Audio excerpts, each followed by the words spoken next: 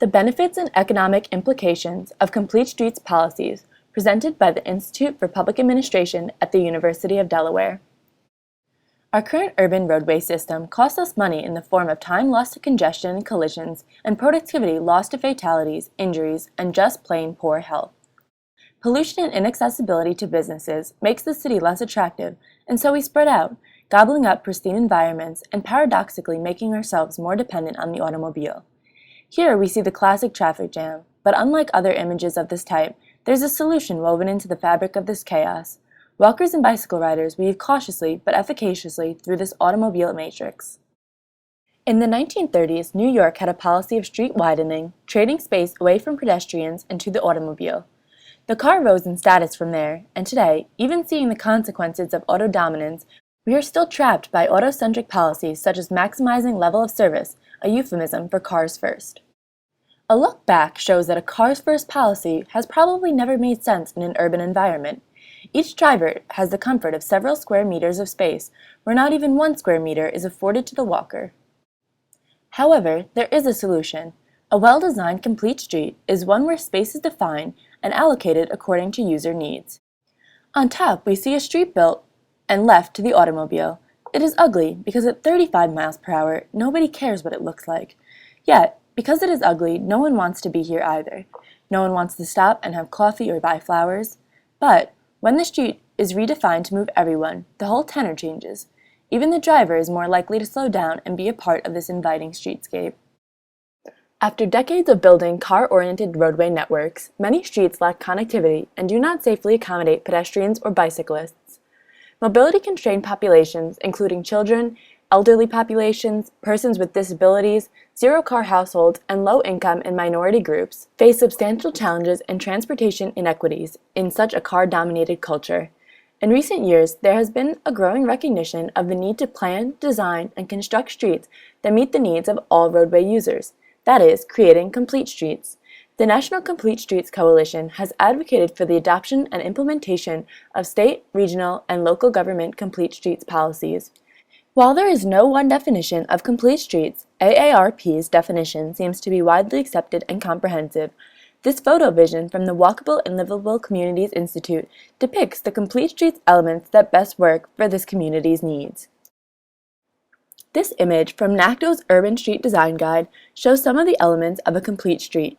Safe roadways with pedestrian-oriented lighting, streetscaping, bike lanes, wide sidewalks with curb ramps that are compliant with the Americans with Disabilities Act of 1990 or ADA, comfortable transit stops, and narrower auto lanes. The design of complete streets must be context-sensitive, meaning that the application of complete streets principles should be applied in roadway improvement projects that are consistent with their physical settings. Not every roadway will have all street design elements of a complete street. However, each complete street should prioritize moving people with both motorized and non-motorized options. The U.S. Department of Transportation issued a policy statement on March 11, 2010 on bicycle and pedestrian accommodation regulations and recommendations. The statement reflects the agency's support for the development of fully integrated active transportation networks. This quote from former DOT Secretary Ray LaHood encourages transportation agencies to go beyond the minimum requirements and proactively provide convenient, safe, and context-sensitive facilities that foster increased use by bicyclists and pedestrians of all ages and abilities, and utilize universal design characteristics when appropriate. Transportation programs and facilities should accommodate people of all ages and abilities, including people too young to drive, people who cannot drive, and people who choose not to drive. In addition to providing health, safety, environmental, transportation, and quality of life benefits, complete streets make sound economic sense. One of the biggest costs associated with transportation for communities are those associated with safety. Deaths and injuries are a huge concern in the realm of ground transportation and have high associated costs for society. The majority of pedestrian deaths occur on arterial roadways, which are planned and engineered for speeding automobiles with little consideration for the diversity of people, young, old, with and without disabilities, walking and bicycling, who rely on these streets to get them from point A to point B. Dangerous by Design 2014, released by the National Complete Streets Coalition, a program of advocacy group, Smart Growth America, finds that more than 47,000 people were killed and close to 700,000 injured while walking in the United States between 2003 and 2012. The report also found that these rates have been rising in the last few years, and that the majority of deaths and injuries could have been prevented with safer street design, such as crosswalks and traffic signs. The report finds that Delaware was the most dangerous state in America to be a pedestrian, according to the National Highway Traffic Safety Administration. Nearly 3 pedestrians died in traffic accidents per 100,000 residents in 2012. Over a quarter of all traffic fatalities in Delaware involve pedestrians. Studies show that walkable neighborhoods have much lower rates of traffic fatalities compared with automobile-oriented areas. There are many costs associated with pedestrian and bicyclist crashes beyond the hospital bills of those affected. Crashes also pose costs associated with police and EMS services, insurance and property damage claims, and legal proceedings. They also create losses in productivity of the workforce. For example, in 2005, total medical and lost productivity costs of motor vehicle-related fatal and non-fatal injuries totaled $99 billion, of which $58 billion was attributable to fatalities. Complete Streets design helps increase safety and reduces crash incidents, greatly reducing costs felt by cities.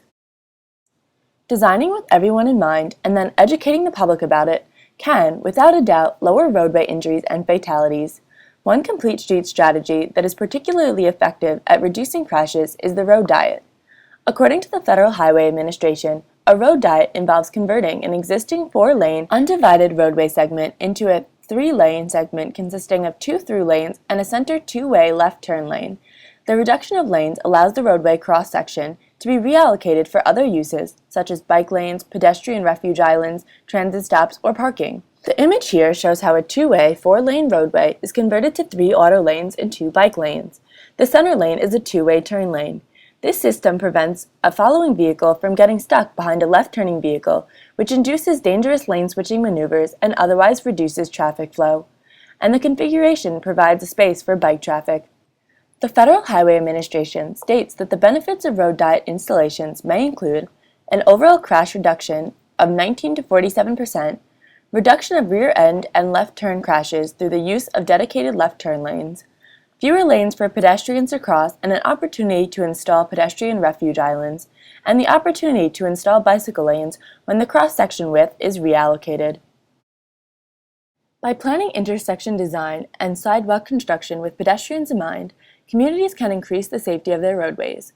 By installing crossing medians that are raised or that contain protected pedestrian refuges, urban areas can cater to citizens, especially aging populations or people with disabilities that may need longer time spans to cross larger intersections. These crossing adaptations can reduce pedestrian-related crashes by 28%. On-road bicycle lanes are another Complete Streets design concept that communities can utilize to increase safety. These bike lanes, especially those protected from traffic by barriers, reduce related crashes by about 50%, greatly reducing the cost on society. Complete Streets design elements can reduce average automobile speeds and increase roadway safety. This reduction in speed reduces the severity of crash-related injuries and the number of deaths, therefore reducing associated costs on communities. In addition to the safety benefits, Complete Streets can foster environmental sustainability. According to the Complete Streets Coalition, benefits include optimal stormwater management, better street drainage, more pervious surfaces to allow for the infiltration of stormwater, and a reduction of transportation greenhouse gas emissions. Complete Streets integration promotes healthy living and a healthy environment by reducing emissions, facilitating a healthier style of transportation, and even reducing the incidence of related diseases and illness. There is growing evidence that walking and bicycling promote a healthier lifestyle. While about 1/3 of all trips in metropolitan areas are 1 mile or less, a distance easily traversed by walking or bicycle, 72% of these trips are made by automobile. Complete Streets policies, community plans, and design of infrastructure can support bicycling and walking as options for many of these short trips, which produce a multitude of health and environmental benefits. Complete Streets reduce emissions and contribute to a cleaner environment.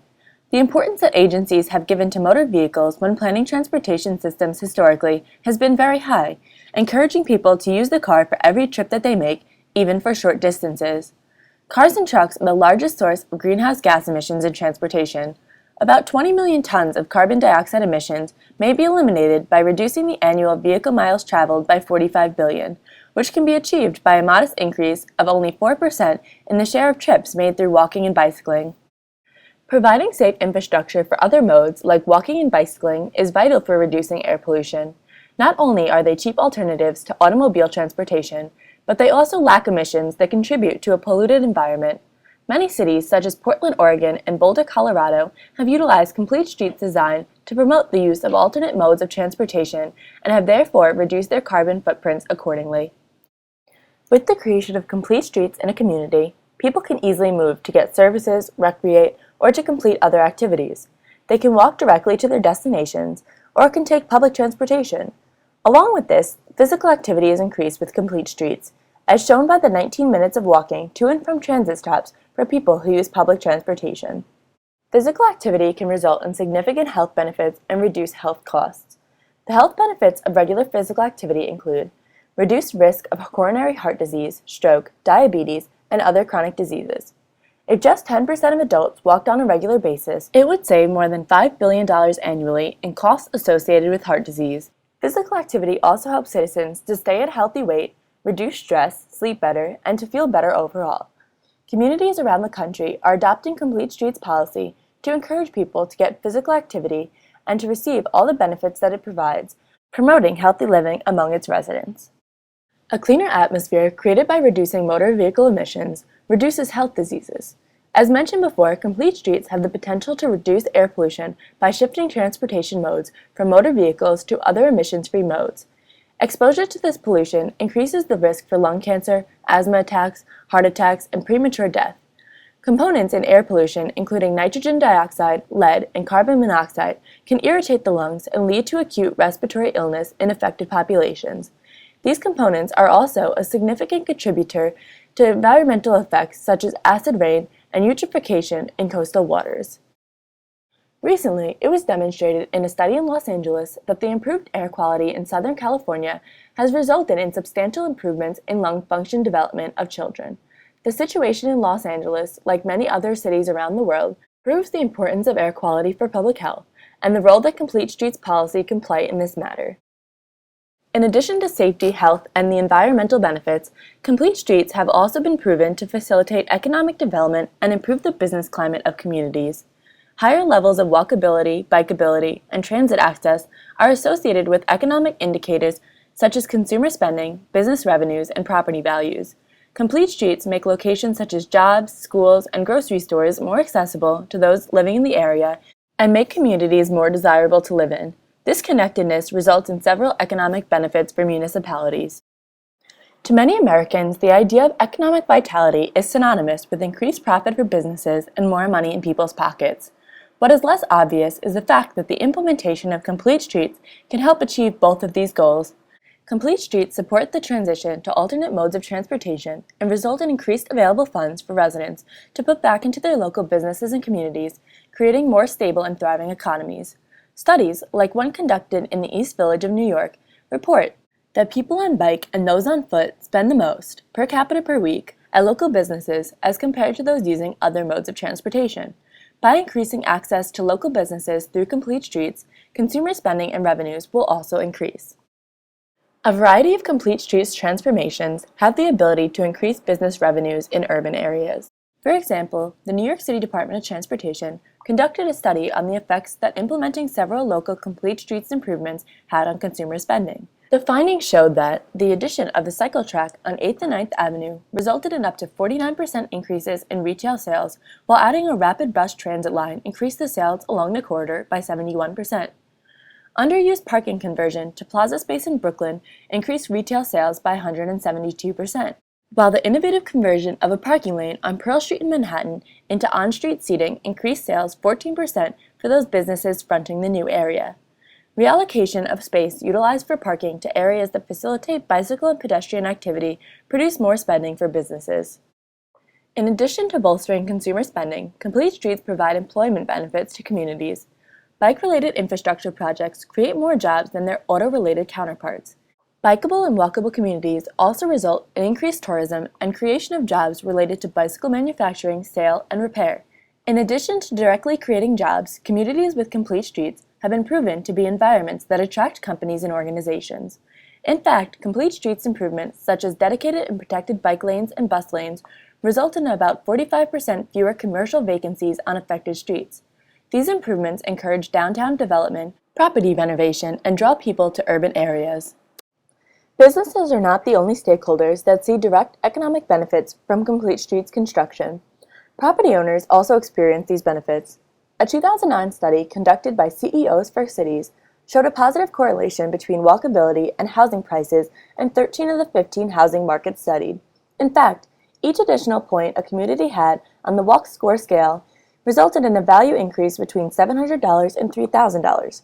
While this value impact varies from city to city, the benefits of complete streets on home prices are apparent nationwide and even worldwide. For example, in Vermont, sale prices of residential properties increased by about $7 per every foot that it is closer to a bike and pedestrian-friendly pathway. Within the state, home values in a walkable neighborhood are, on average, $6,500 greater than those in car-dependent areas. All else equal, in general, these values are 15.5% higher in walk and bike-friendly communities. According to some critics, this increase in housing prices is not solely beneficial. They state that these increased housing costs, in the form of rent, will outweigh the reduced transportation costs that walkable and bikeable streets provide. However, according to the National Association for Realtors, people who live in more walkable communities usually spend about 43% of their income on housing and transportation, as opposed to those living in non-walkable areas who spend about 48%. By getting rid of one car, which is possible in walkable areas, families can increase their mortgage capacity by as much as $150,000. Other studies have concluded that these costs will be redistributed from transportation to housing, while the total percentage of income for these combined costs will remain similar. Even if the cost percentage remains the same, citizens will still experience gains due to the plethora of other positive impacts that complete streets and walkable and bikeable communities provide. Facilitating transportation means more than moving people quickly. It is getting people where they want to go safely, efficiently, and in a manner that maximizes the economic opportunities for the traveler and their community. Complete streets facilitates transportation. Here we see congestion. Congestion prevents transportation, burns up disposable income in the form of fuel, and eats up discretionary time. Congestion fails to connect buyers with sellers and makes the environment unappealing. One issue that complete streets addresses is limited capacity.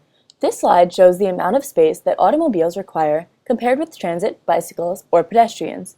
The Victoria Transportation Policy Institute gives an estimate of 30 square meters for a single occupant in a vehicle versus 5 for a bicycle rider and only 3 for a walker. Of course, space requirements are also speed dependent, but the big idea is that the street could hold many more users if the auto mode was not primary. Transportation is facilitated by safe streets with less crashes and less severe crashes. 3 relevant consequences of crashes with respect to efficient transportation are congestion, mobility, and fear. Congestion is the antithesis of facilitated transportation, and 25% of congestion results from collisions, according to the National Traffic Incident Management Coalition. But immediate congestion is not the end of the story. If a crash causes an injury, then a victim's mobility may be impaired such that walking and biking trips are replaced by congestion-producing auto trips. Fear of vulnerability is another potential consequence, which may induce a walker or bicyclist to take up driving or a bicyclist to opt for the sidewalk instead of the street, hindering transportation. Parking is sometimes a concern when communities consider complete streets improvements. For a complete street to facilitate transportation, drivers, like bicyclists and walkers, must also have ready access to businesses, which means they need parking. Low-cost parking encourages automobile use, filling cities with vast lots rather than revenue-generating businesses. Complete streets encourage commutes via walking and biking, greatly reducing the space needed for parking. It is unlikely that 175 drivers in Portland would be able to find parking as easily as these bicyclists did. Automobile parking cannot be forgotten, however. When urban workers choose to drive, or city visitors arrive by automobile, there must be a provision for all-day or even overnight parking. Such parking must be priced to reflect the public burden of maintaining parking availability, and off-street parking must allow for quick access by users trying to reach a business. On-street parking must offer responsive pricing to encourage use, but not overuse, of limited on-street spaces. At peak times, on-street parking would be expensive, and at other times it would be offered at a low cost. In addition, cell phone apps could guide users to available spaces at rates that they are willing to pay, so congestion due to parking space hunting is minimized. One measure of facilitated transportation could be the speed of travel to a destination. In a study of 11.6 million bike-share trips in France, the average speed was either comparable to the car or much faster. This slide looks beyond the simple question of speed, though. The authors of City Cycling discuss the concept of effective speed. Although a car may seem at times faster, if one adds up the time spent earning the money to support the auto mode, along with all of the other time sinks like pumping gas, the car is effectively slower. A writer for the Simple Dollar calculated that choosing a bicycle over a car for trips of appropriate lengths saves $9.63 per hour of use. Even walking saved $1.07 per hour, according to the article. Regardless of how beneficial complete streets can be to a community, a complete streets policy can only be as strong as its implementation. Without effective implementation, a community will not realize the true potential of planning to meet the needs of all populations. The U.S. Surgeon General recently issued a call to action that lays out how city planners, employers, and community leaders can ensure that the places that we live and work promote walking and physical activity, while also leveling the playing field so that no one is left behind. Successful Complete Streets implementation has included strengthening relationships between elected officials, city departments, citizens, and transportation professionals. Through the use of a Complete Streets implementation workshop, local governments are able to bring together people from all departments with interest in transportation to implement policies that support all transportation users. In addition, many communities have created committees and implementation plans to guide local officials in their decisions concerning land use, future development and growth, and expansion of community facilities. The creation of implementation plans involves planners, engineers, and maintenance staff in the decision-making process. An implementation plan can identify documents and processes that need to be changed or created as part of Complete Streets implementation. Over the past decade, municipalities throughout the United States have been adopting Complete Streets policies in order to experience the plethora of benefits they create, economic and otherwise. The adoption of Complete Streets policy is not only possible in dense urban areas. Communities of all sizes can adapt Complete Streets designs to fit their unique needs. The ideal result of a Complete Streets policy is that all transportation improvements are viewed as opportunities to create safer, more accessible streets for all users. A strong Complete Streets policy will integrate Complete Streets planning into all projects beyond new construction and reconstruction, and direct application of a Complete Streets approach to rehabilitation, repair, major maintenance, and operations work. Even small projects can be an opportunity to make meaningful improvements. Complete Streets are achieved over time through single projects and through a series of incremental improvements.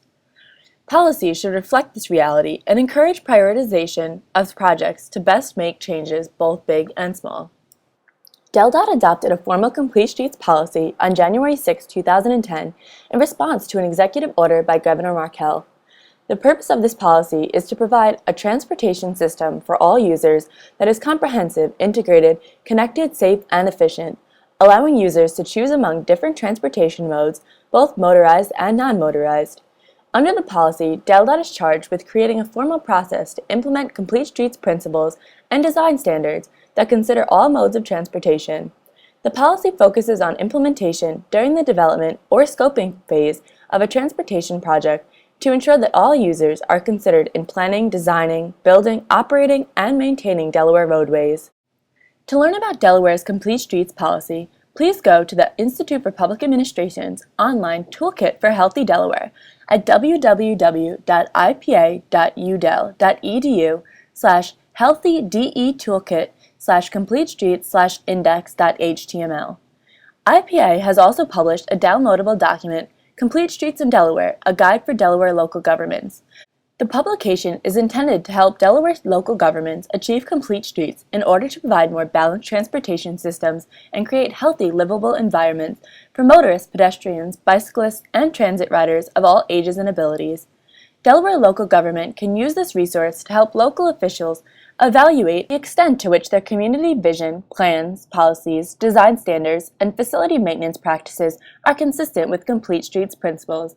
The publication may be found online at www.ipa.udel.edu www.publications/completestreetsguide-web.pdf. A local government comprehensive plan provides the local government policy foundation for complete streets. IPA has developed an online publication, Healthy Communities, the Comprehensive Plan Assessment Tool. The publication is designed to help Delaware local governments assess the extent to which their comprehensive plans address 5 overarching principles of a healthy community, including complete streets.